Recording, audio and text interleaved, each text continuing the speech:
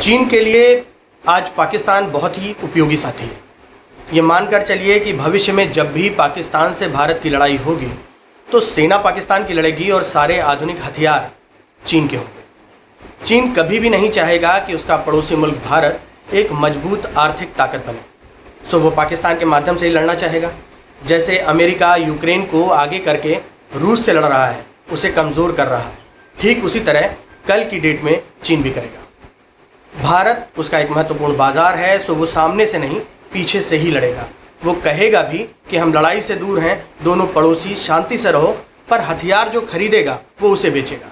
पाकिस्तान जितना भी आधुनिक अस्त्र शस्त्र और सैनिक तकनीक मांगेगा, चीन को उसे तत्काल रूप से देने में बहुत खुशी होगी। वो बैंक की तरह देगा और आगे ब्याज सहित वसूल करेगा। चीन और पाकिस्तान की इस गठजोड़ के पीछे पाकिस्तान का ग्वादर पोर्ट यानी CPEC China Pakistan economic corridor, जो चीन के पश्चिम भाग के लिए लाइफलाइन है, उसकी बेल्ट एंड रोड इनिशिएटिव यानी BRI की एक महत्वपूर्ण कड़ी है। यही वो रास्ता है जिससे विश्व का लगभग 20% तेल गुजरता है।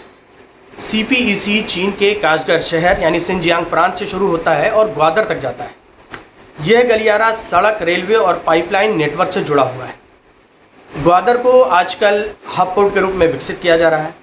वहाँ कंटेनर टर्मिनल, तेल रिफाइनरी यानी फ्री ट्रेड जोन आदि बन रहे हैं। पाकिस्तान चीन के लिए लॉजिस्टिक ब्रिज जैसा भी है।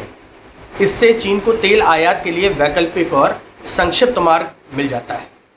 चीन और पाकिस्तान के रिश्तों को अक्सर ऑल वेदर फ्रेंडशिप यानी हर मौसम की मित्रता कहा जाता है। भारत में चीन का भारी निवेश है, इंफ्रास्ट्रक्चर, ऊर्जा, रेलवे, टेलीकॉम आदि क्षेत्रों में। साथ ही ज़रूरत पर चीन को हिंद महासागर में एक नौसैनिक ठिकाना मिल सकता है।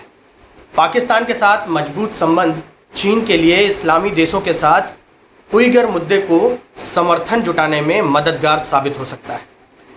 चीन की ऋण जाल नीति यानी डेब्ट ट्रैप डिप्लोमेसी जग जाहिर है, जिसमें पाकिस्तान भी फंसा हुआ है। उदाहरण के लिए श्रीलंका में एक हब्न-टोटा पोर्ट है जो चीन ने 99 वर्षों के लिए लीज पर ले रखा है। हब्न-टोटा पोर्ट दक्षिण श्रीलंका के दक्षिण हिंद महासागर में अंतर्राष्ट्रीय समुद्री व्यापार मार्ग के बिल्कुल पास है। श्रीलंका ने चीन से कर्ज लेकर इस पोर्ट का निर्माण कराया, लेकिन भारी ऋण बोझ और राजस्व की कमी के चलते वर्ष 2017 में श्रीलंका सरकार ने पोर्ट का नियंत्रण चीन की सरकारी company China merchants port holdings को 99 साल की लीज पर सौंप दिया।